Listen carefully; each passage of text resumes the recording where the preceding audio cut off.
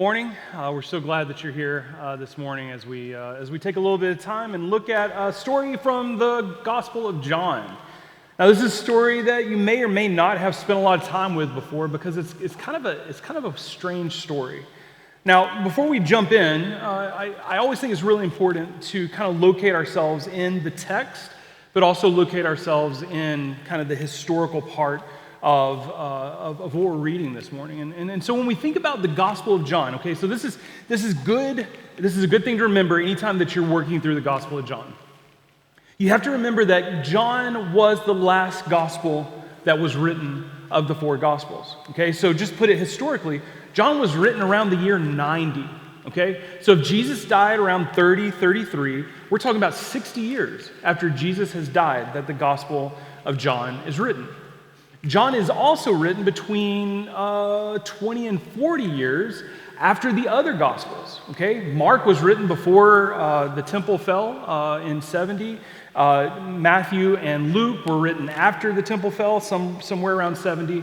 And so the Gospel of John is written way, way, way farther down the road than any of the other Gospels. In fact, and this will make your head hurt a little bit, Paul, the Apostle Paul, died around the year 63, okay? So the Gospel of John was written around 30 years after Paul died, okay? So this Gospel was written far, far, far after all the things that we think about in terms of the Gospels being written, but also in terms of Paul's writings, okay? So this is written much, much farther along. When something is written in terms of the biblical text farther along or farther away from the story, what we see almost every single time is that the theology and the rhetorical devices in that text are much more developed. Okay, if you read John beside the Gospel of Mark, you're going to see two very, very different ways of telling the story of Jesus' lives. Mark is very scrappy. It's just getting words on the paper. There's a lot of things happening in Mark. It's a very rapid-paced gospel. In John, the language is much more eloquent, the rhetorical devices are much more developed, and the theology is developed way more in the Gospel of John. I know it's kind of weird to think about theology being developed actually in the writing of the Gospel, but it is. And today our story that Andrew read, the story of the wedding feast at Cana, is a great example of that. The story of the wedding feast at Cana, it falls into a larger kind of motif that we call the 7 signs and wonders of the Gospel of John. And see, John did this because John wants us to understand Jesus in a couple of different ways. The first is that John wants us to see Jesus as God's Son. Okay, it's very important for John to help us not only see Jesus as God's Son, but as God's self. Okay, you don't see that as much in the Gospel of Mark. But in John, I had some professors in undergrad who would say, in the Gospel of John, Jesus is always floating about 3 inches off the ground, okay? There's a lot of development that we see happening in the Gospel of John. And so this wedding feast falls into this 7 signs in the Gospel of John. And like I said before, the first one is to show God's power through Jesus, that God was working directly and channeling directly through Jesus. The second one is to serve a functional purpose, okay? This miracle is serving a functional purpose, and we'll talk about that here in a moment. So to show God's power funneling through Jesus. The second is a functional purpose happening for those people at the wedding feast.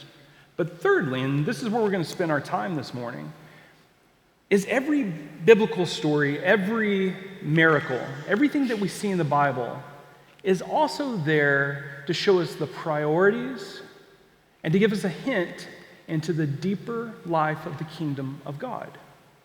And that's an interpretive endeavor, okay? The ancient Jews and modern Jews were not afraid of digging in and interpreting, okay? And that's where we're going to spend our time this morning.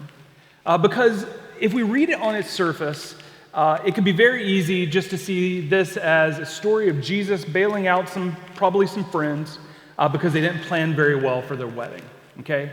But if we dig a little deeper, we can start to kind of pull on some strings and look at some interpretive pieces that might have bearing on our life today, other than shaming our friends for not having a free and open bar at their wedding, right? So that's not what this story is about, all right? So the first thing that we want to look at is this phenomenon that's happening in the story. Wedding feasts in the ancient Near Eastern world were multiple day affairs. They were called a wedding feast, okay? That's really important. Because the wedding was a moment in time, but there was a gathering of family and friends from all over. And in this day and time, in the ancient world, you couldn't travel very far very fast. And so when you would go somewhere far away, say for a wedding, you would stay for a while. And so these weddings were multiple day events that would have feasts and drinking and dancing and all these big things that were happening over the course of several days. And in the ancient Near Eastern culture, the bridegroom would be the one who provided all the food and all the drink for this multiple day feast for all these people.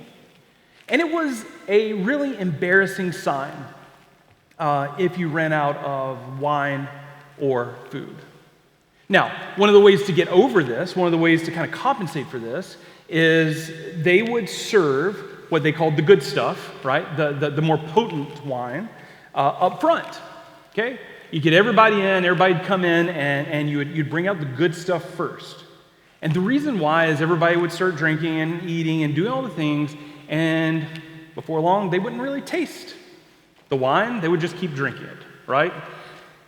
That's why you brought the good stuff out at the beginning in the ancient Near Eastern world, because then you could go with the cheaper wine later, and it wouldn't be noticed, okay? It was literally a lesson in economics, all right? What happened in the story, though, is that the wine ran out way too early. Way earlier than it should have. And so for our first kind of interpretive piece, I want us to think about our lives. I want us to think about how often it is that we give out all the good stuff first. When I'm thinking about it in my own life, I can't help but immediately think about my family and friends. I can't help but think about at the end of a day or at the end of a week, coming home exhausted. I have spent myself. I have worked so hard. I've had all these meetings. I've given myself in all these different ways. And at the end of a day, I'm exhausted. And I bet you can understand that feeling. I'm not alone in that. That is not unique to me. And it's so easy to give our jobs, to give those spaces that we go to each and every day, our vocation. It is so easy to give those spaces, those places, those people our best. And then when we come home, we're not bringing the good stuff. We've run out. We come home depleted, exhausted. We come home grumpy. We come home irritable. We come home with so little to give. And it's so sad because we come home so often with so little to give to the people who deserve it the most. I know I've been guilty of that my entire career because I want to do good. I want to do my job well. I want to do all these things well. And I forget that at the end of the day, the thing that I actually want to invest in the most is sitting in my living room, my wife and my kids, my friends. And it's so often that they get the leftovers, that they get the scraps. What I want to encourage us with is maybe one interpretation of this story is that we shouldn't give the people who matter most our leftovers. We shouldn't give them the cheap stuff. We should save that. We should save the good stuff for them. And that's a choice. It's a choice of balance. It's a choice of priority. Now, don't get me wrong. I know there are seasons in each of our lives where we are having to grind. We're having to work really hard at something. There's a project, there's a deadline, there's something that we're having to work really, really hard on. And there are seasons in our lives where that's acceptable. But too often, if you're like me, those seasons never have an end. They just perpetuate themselves, and it's easy to justify over and over again to give the best stuff to the people, to the job, to the vocation, and not to make sure that the people who matter most get our best, our first fruits, our best offering. So maybe that's one way to interpret this passage. Another one is this interesting thing that's happening in the text where Jesus' mom notices that the wine has run out. And as an observant mom, she says, "Hey, Jesus, they've run out of wine. Like something needs to be done." He looks at her and said, "What? Literally, what am I supposed to do?" I love that response, by the way. Okay? I love that response. It's like, "It's not my wedding." And she's like, and here's what I love. I love the fact she points out. I love the fact that Jesus is like, "What am I supposed to do? What do you want me to do?" And then she looks at the servant and says, "Just do whatever he says." Right? She's not giving him an option here, okay? She's not saying, she's not bartering with him, trying to get him to do something. She said, "Just do whatever he says. He'll make it better." And so I see Jesus here going, "Oh, good grief. Okay, all right, here we go." So Jesus goes and he fixes the problem. Now, this isn't just an economic problem. This is a problem of dignity in this culture. It's not that you could just run over to the Publix and buy a couple of cases of wine to bring back to the party, okay? If you didn't plan for this, you are out of luck, all right? And not only are you out of luck, you're showing disrespect to your guests. There's shame involved in this. There's embarrassment involved in this. And so Jesus does something on behalf of his mother, which I think is very, very interesting. But Jesus does something in this text that's far beyond the economics of it, but as deeply personal and deeply ingrained in preserving dignity. I can't tell you how many times, especially in the past decade or so, where I've seen someone stumble, I've seen someone fall, I've seen someone make a mistake, and it's like vultures coming in because they smell death and just pick people apart and just destroy people because of one mistake or one stumble. We don't live in a culture that cares about preserving each other's dignity. We live in an opportunist culture, an ambitious culture that loves to see someone, especially someone high up, someone who's doing just the least little stumble. And then we come in and attack. I wonder if this story is challenging us to look deeper, to look and always be thinking about how can we preserve our neighbor's dignity? How can we cause them to not have to experience shame? How can we help them not feel the pain of embarrassment? And I'm not talking, this is important to remember. The bridegroom didn't intentionally, from what we can understand from the story, the bridegroom didn't intentionally skimp out on the wine. The bridegroom didn't intentionally say, "Well, we got 5 hours worth of wine. That's all they're getting." Right? We don't get that sense from the text. It wasn't malicious. It wasn't necessarily laziness. It wasn't anything like that. It feels like a mistake. And instead of Jesus watching this bridegroom flounder, instead of this incredibly special day having this tinge of shame laid over it, this cloud over it, Jesus preserves their dignity. I was reading a book recently by a woman named Jen Psaki.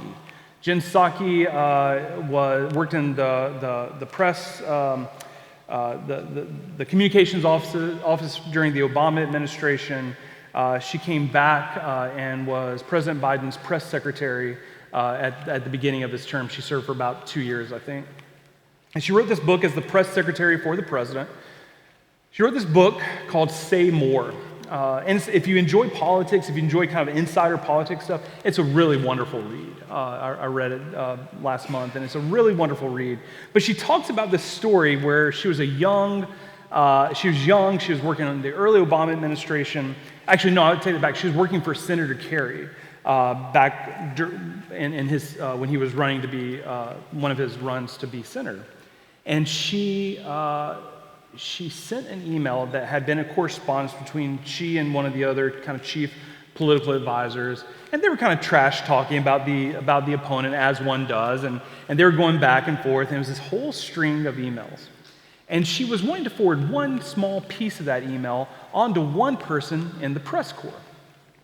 Instead, as many of us have probably done, she did a reply all and forwarded the entire long, probably 20 email long chain of all this trash talking, also some positive stuff and some, policy things, but a lot of trash talking. She forwarded it to the entire press corps. So every reporter that was traveling with Senator Kerry back then had this long chain of email with a lot of distasteful things, okay? She went ahead, she realized her mistake almost immediately. She couldn't take back the email, so she went ahead and drafted her resignation letter to Senator Kerry. Because she knew that's what was going to have to happen, right? Hopefully she could resign before he fired her. So she has it, she prints it out, she puts it in her purse, and she goes the next morning into the press corps, and she's ready for them just to start grilling her about the things she had said, the thing that her supervisor had said, all this stuff. And she walks into the press corps room, and nobody says a word to her. She sees her boss, doesn't say a word to her. Senator Kerry walks in, doesn't say a word to her. Not a negative word, it's just normal business. Hey, how's it going? Good morning, how you doing? And then one of the senior press corps reporters walked up to her and said, "How you feeling?" And she knew at that moment that they all knew. And she said, "I feel horrible. I'm just getting ready to be fired." He said, "Listen, don't worry about it. We've all made that mistake. Every one of us in this room, and all the journalists in this room, in this press corps, we've all made that mistake in one way or another. Nobody's going to say a word about it. We all deleted it. Just go do your job." Number one, we don't see that in politics ever, right? How amazing for someone who had no reason to guard her dignity, to take care of her, to help her move past a mistake. How amazing is it that someone took that time and guarded her dignity?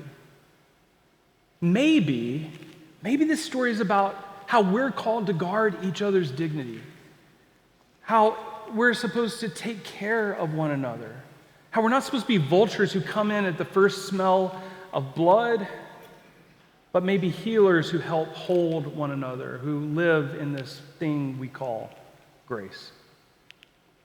Or maybe there's another interpretation. Maybe this story is like Quincy's. Anybody remember Quincy's? I need a show of hands on this one. Okay, if you grew up in the South in the 70s and 80s, and you didn't just raise your hand, I am so sorry for you. Because Quincy's was everything for me, okay? I was a kid growing up in Piedmont, Alabama, okay? We had to drive 30 minutes to get anything besides Dairy King, all right, which was fantastic, by the way. But if we went to Anniston, okay, I knew one of two things were happening. We were either going to Top of the River, which was a big night out, and still a big night. I love Top of the River, okay? Or we were going to Quincy's, and I loved Quincy's. Now, if you're not familiar with Quincy's was one of those big 80s buffets, okay? Maybe you know like Ryan's. Anybody know Ryan's, that kind of buffet situation? It was one of those big 80s buffets, right? And as a little kid who grew up in Piedmont, who had really limited resources, for me to walk into a space where I could literally eat anything and as much of it as I wanted, that was a big deal. And not only was it a big deal, so again, I'm from Piedmont, okay, in the 80s. I remember the first time I walked up to the soup bar, because they had a soup bar, they had a salad bar, they had a hot bar, and they had a dessert bar. And I remember the first time I walked up to the soup bar, and there was a little plaque there, and it said clam chowder. I'm from Piedmont. I'd never had clam chowder before. okay? That was exotic, okay? And I remember getting the clam chowder and the little oyster crackers, and I thought, man, I am living high right now, okay? And I'd get 2 or 3 cups of the clam chowder, and it was so much fun. I remember going I'd skip over the salad. That's rabbit food. That was roughage at that point. I wanted to do the good stuff, right? And so I would go to the big hot bar, and I'd get all these little chicken wing things and the macaroni and all the things. And if you went to Quincy's, you know what I'm about to say. The yeast rolls. Man, the yeast rolls were everything. There were these long yeast rolls. They served them with honey butter. I would gorge myself. And then at dessert, I would go and get a big thing of soft serve ice cream, and they had a hot fudge station, and they had a hot butterscotch station, and I would just gop that butterscotch on. I feel really horrible for my parents after nights like that, because I must have been just bouncing off. This is 30 minutes back to Piedmont. I must have just been bouncing off the walls in the car. But I bring up Quincy's because this passage makes me think about this idea of abundance, more than enough, right? Quincy's always had more than enough. There was never a time where they said, little boy, we know you're from Piedmont, and we know you don't get to see this much food very often, but we don't have enough, right? There was never a time where Quincy said, we don't have enough. They always said, oh, come on, we have more than enough, right? And it makes me think maybe about this passage and think about this idea of more than enough wine.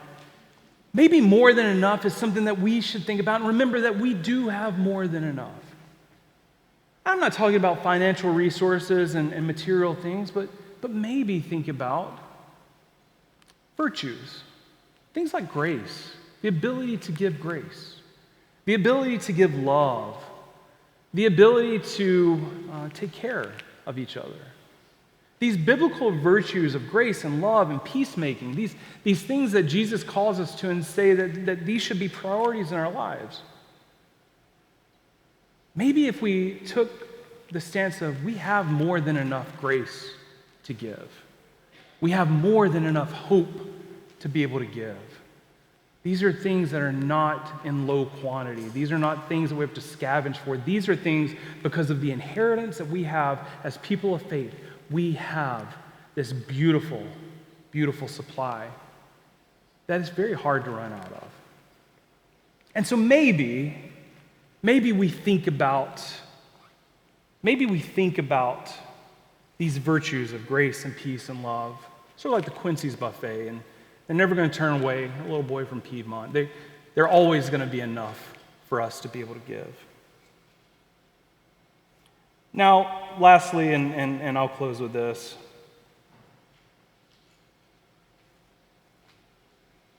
There are times when we do have to cut it off. If you go to the Galilean countryside today, you won't find 6 tall 30-gallon jars that are still pumping out wine from 2,000 years ago. The wine ran out. At some point in the wedding feast, the wine ran out.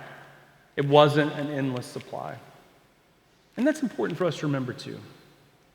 That as we talk about more than enough, as we talk about giving to our friends and family, as we talk about all those things, we do have limited supplies. There are times where we need to just stop and remember that we have to, just as those wine jars where we have to be poured back into. There are times when we need to know that grace is no longer grace, that maybe it's just enabling someone's destructive tendencies. We need to know sometimes that we're actually exhausted and we don't have anything else to give, and we need to stop, take a breath, and be refilled ourselves. We need to know that sometimes what we can call peacemaking is actually enabling an oppressor or a bully.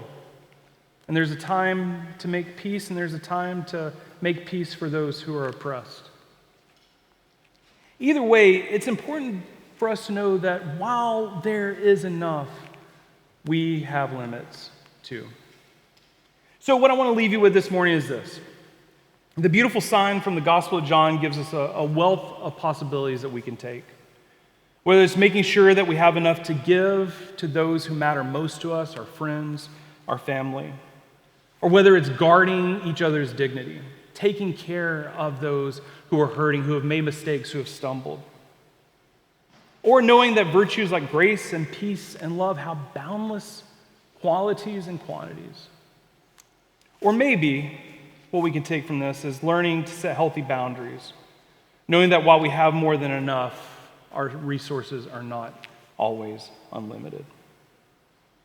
My prayer for you today is that you will know that you are enough and that you have enough and that Jesus is always more than enough. Let's pray together.